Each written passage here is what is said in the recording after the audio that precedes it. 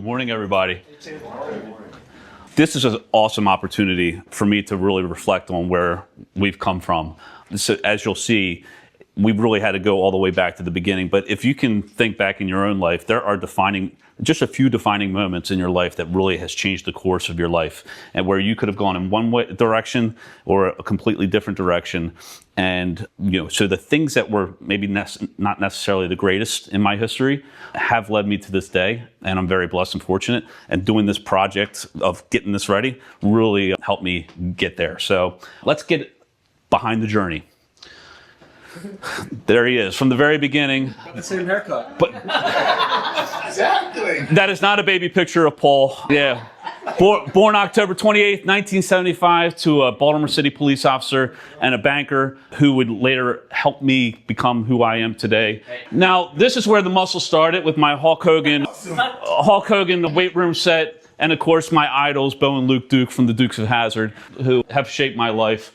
Was I an athlete? No, but please remember this, because this is critical to the story. I was never in organized sports. I did love skateboarding when I was younger, but never played real sports, which is kind of ironic. I also was deep into scouting. I did become an Eagle Scout at the age of 14, and this is kind of where, once I got out of scouting, I started making a little bit of bad decisions. But before that, I have a sister. When I was around 13 years old, I told my parents that I wanted a younger sibling, and they said, well, that's impossible because we made perfection and we didn't feel the need to have any more children. And so I told them I would like an adopted, let's adopt. And they're like, go call the adoption agencies. Well, they didn't think that I would do that, but I actually did call the adoption agency, and everybody blew me off because they heard a young prepubescent kid on the other line saying stuff. But Catholic Charities took me serious, and about a year or two later, Megan came over at 4 months old, and Megan's pretty awesome. This is Megan now. This is my family, my mom, my dad, and Megan's 13 years younger than I am, so that makes her about 36, 37. But I also got the opportunity to marry her and Dave, and I also got the opportunity to help her buy her first home. So she is everything to me, and love her to death. But then life took a little bit of a turn. I got out of scouting. Megan came. Maybe it was her fault. I'm not sure. But when you're 14 years old, you start to work at a movie theater. Of course, this same movie theater right there on Taylor Avenue, but it's no longer a movie theater. You start hanging out with the wrong people. And between when everybody was in the movie, we would be smoking in the lobby, got invited to some parties. That's where the drugs and the alcohol started to come in, and a lot of bad decisions. And there's not a whole lot of pictures from that time in my life, probably because we didn't have smartphones to take them, but also just not a very proud moment in my history. Jim Rohn said it best: you're the average of the people that you hang around with the most. Now I'm surrounding myself with a lot of great people. Yeah, so that picture on the left there was Powder Puff. It was a one-day. That's you. That is me. See, most people would just stick, for Powder Puff, the kids would just stuff a couple balloons up there, maybe put a little bit of inappropriate makeup. My mom did a full makeover on me, and yeah, right. But this kid right here, this 17-year-old kid with a little bit of a unshaven mustache there, was lost. Completely confused, didn't know what he wanted in life, had no direction, had no vision. And so while other kids had it all figured out and they went to college, this guy joined the Navy. And 6 months later, he was out of the Navy. He had nothing bad. That's actually a story for a whole nother time, because that is a very long story. But I did jump back into that partying lifestyle, hanging out with people that I shouldn't be hanging out with.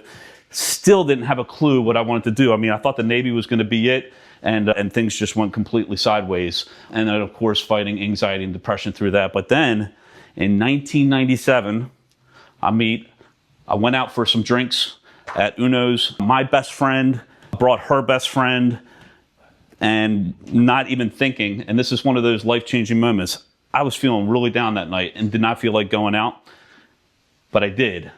And I met my wife. So...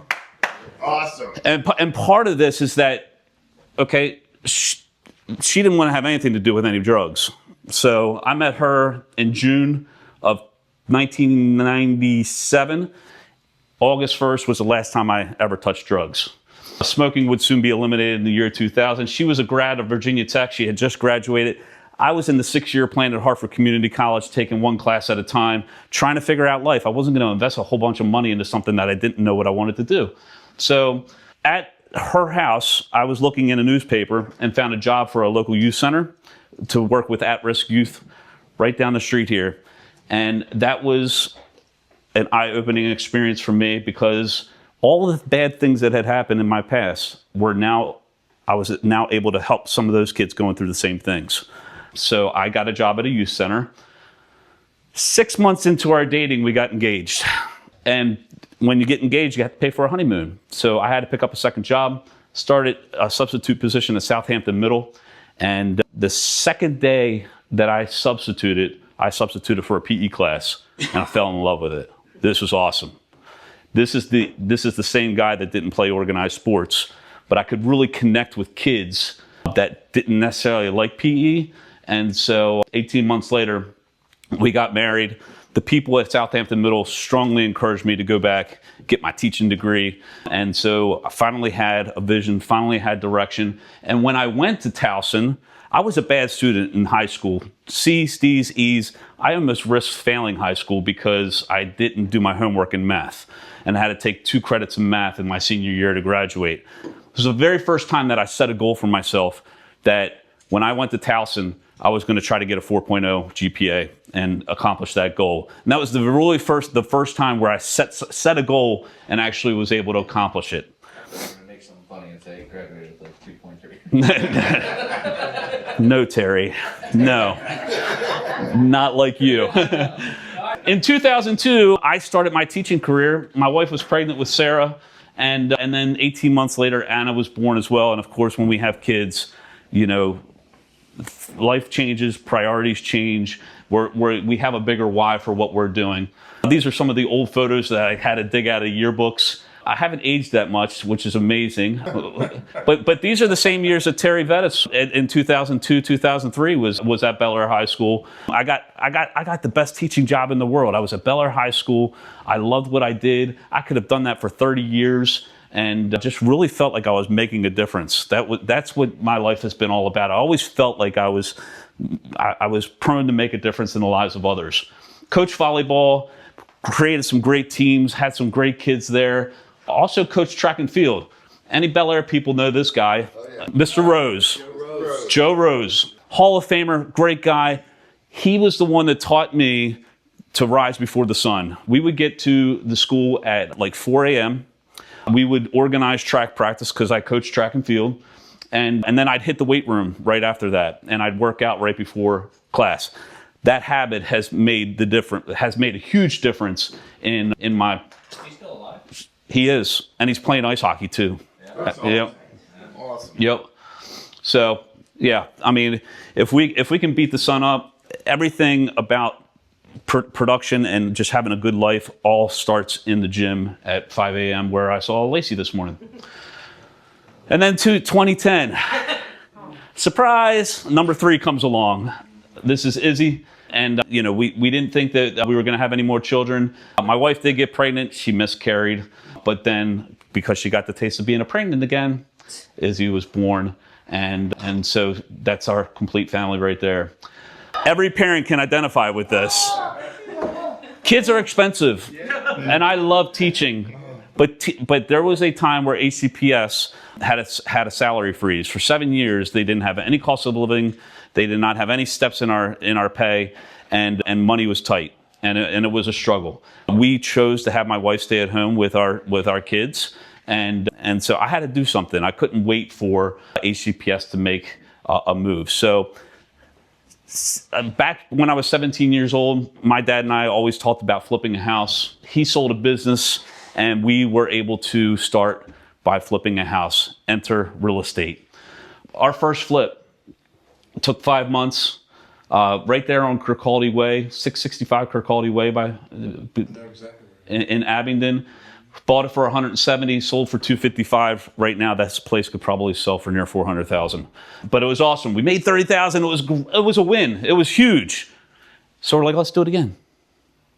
and we only profited $3,000 on the second one. But we did shrink 5 months of time down into 7 weeks.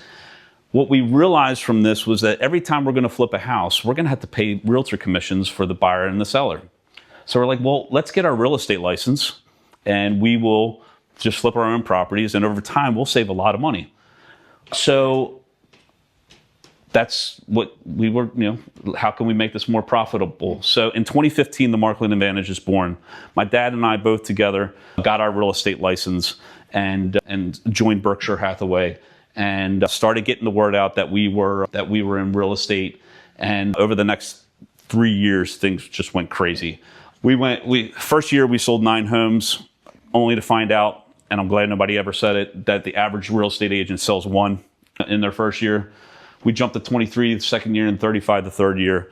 And at that point, it was like, oh my gosh, we got something here. I can make a difference, and I can make a little bit more money. And by a little bit more money, I mean a lot of money to help support those 3 girls. And so the hardest decision that I ever had to make was I had to decide, am I going to do this or am I going to teach? But I can't do both.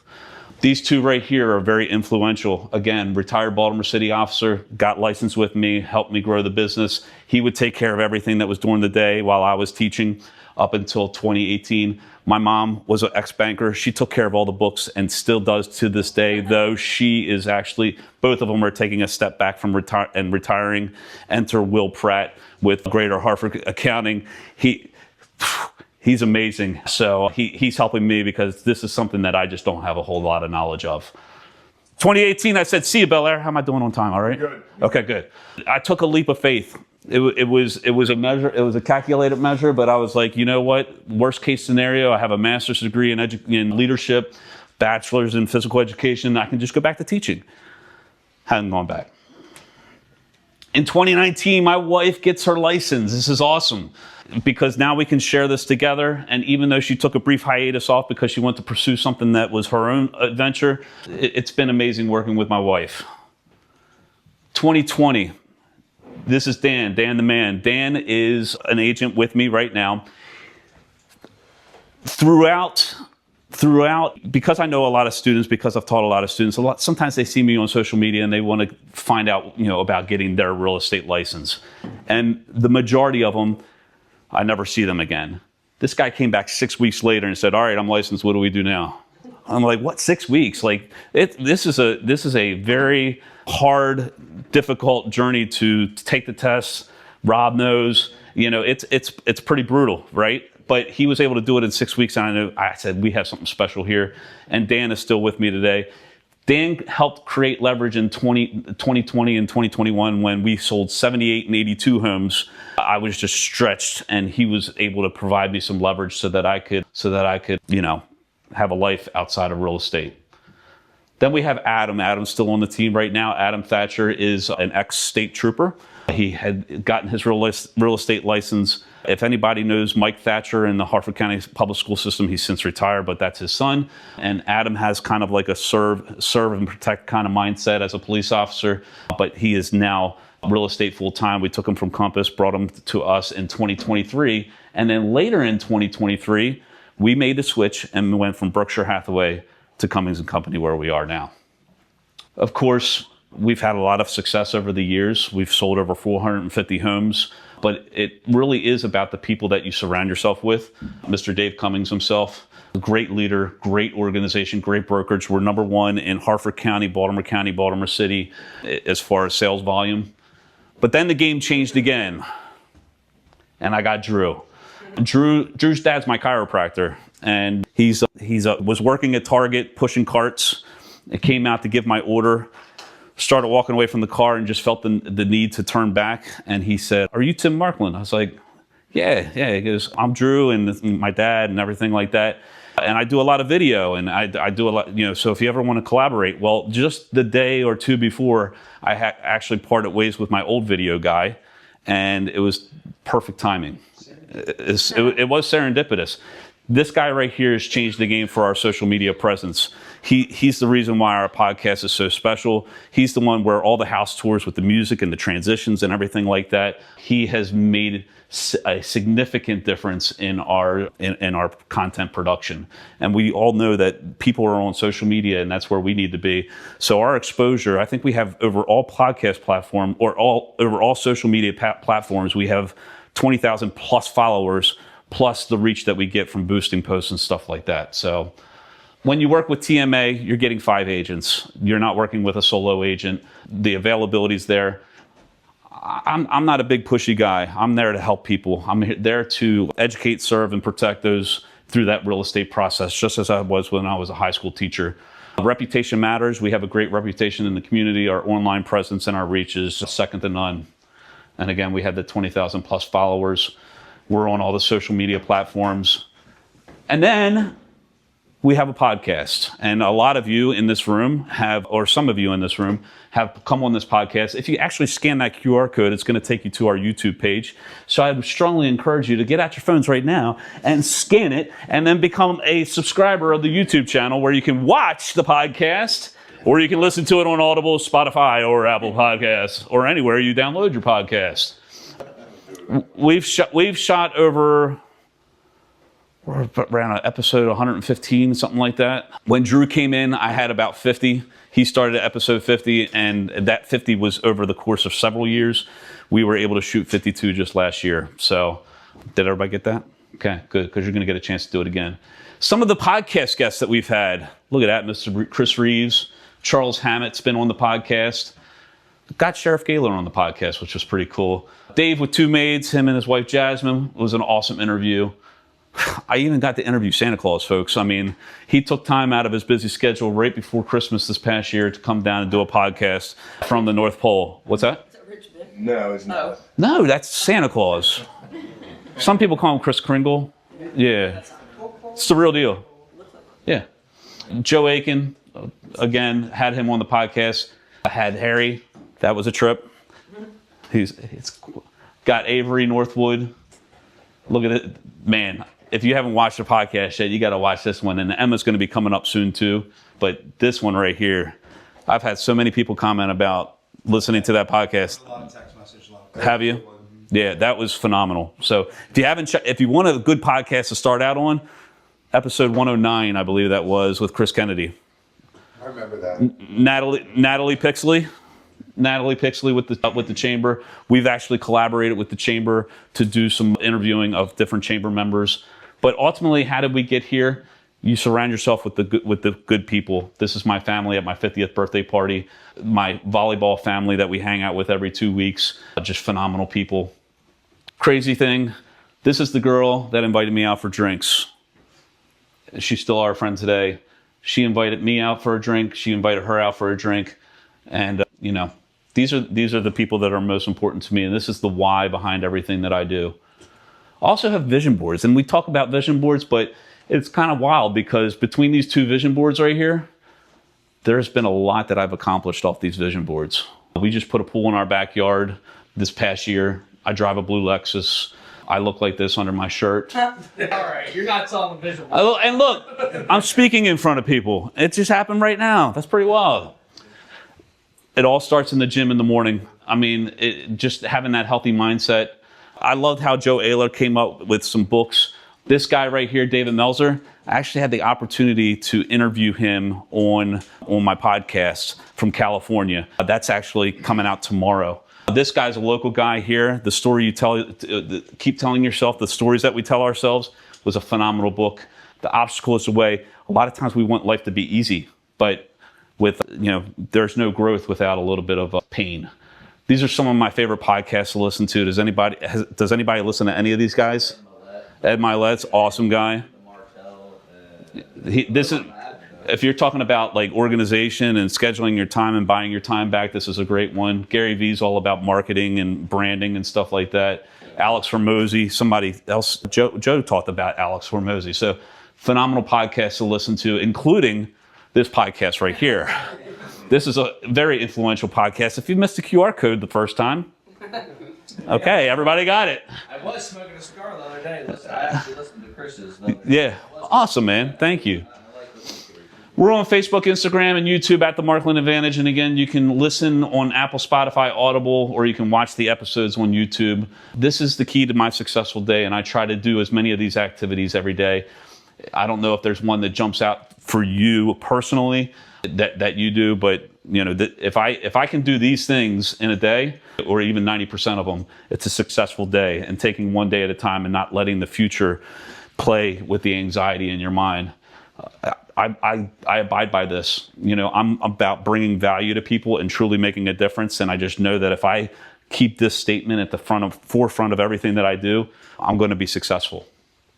And then I love this one too. I'm setting a goal to become a millionaire, not for the cash, not for the money, but for the person that I need to become to make that a reality. Any questions? Good job. That's right. We got a couple minutes for questions if anybody wants to shoot them. He said 5 minutes. I was like, oh shit, here we go. How did you convince your parents to take that next step on the adoption? Because that's your idea, and they bring that into. Yeah. You know, again, they kind of said make the phone call, and I called 4, 5, 6. I can't remember. I was only 13 years old. Places, and they kind of just blew me off. But I gave the number that Catholic Charities gave to me, and I said, hey, I did what you told me to do, and that, you know. I love that. Yeah, it's pretty awesome. It's pretty awesome. Yeah. He just showed up with a kid, and they said, I guess that's all. Well, Yeah. I work in the 80s. Yeah. gotta keep it. Anything else? Dave. Mine's more of a comment. So I did your podcast about a month ago. Yep. And I've been keeping stats for you. So just for me, being a new business, not even 3.5 months in, after his podcast, my leads doubled. They just started tapering down, but I'm still probably like 70% over my leads. Wow. I closed 6 new clients that if I get those clients to the 5th clean, which I think 3 of them are on 3 cleans now, that'll be close to, rough math, around between $15,000 $18,000 of revenue for me this year. As a brand new business, being on that podcast, it's really changed my trajectory, and I've been meeting a lot of new people. And when I ask them, how do you hear about us?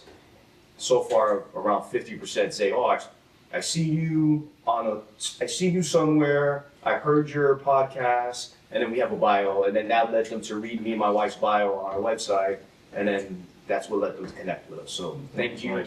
That's awesome, man. Good job, man. Yeah. One more question. Can we do one of your networking meetings here poolside at your new pool? Chris has already been in conversation with me about that. Pool party. And the Yeah. answer is yes. Yes. Yeah. I always ask this for the get up before the sun people. What time do you go to sleep? I try to get in bed by 10 o'clock at night. Oh shit, no way. That's later than I expected, yeah. Yeah. I try to get to bed at 10 o'clock. Last night, I think it was 11 because I was up practicing this. No, I'm just kidding. What's that? What time do I get up? It depends. So if I'm taking my daughter to school in the morning and I don't have any morning meetings, I'll drop her off at 7 and go right to the gym. If I have a morning meeting, I will go before I drop her off, and usually I'm there at like 5. Yeah, 5 a.m. club. Yeah. So it's a great habit, though. There's nothing better than driving on the road when there's nobody else there and it's just dark. You feel kind of badass. It's pretty cool. Yeah. Yep. Great job, Tim. Hey, thank you. Thank you. Did you like this episode of the TMA Connection? Well, you might want to check this one out right here. Go ahead, click it.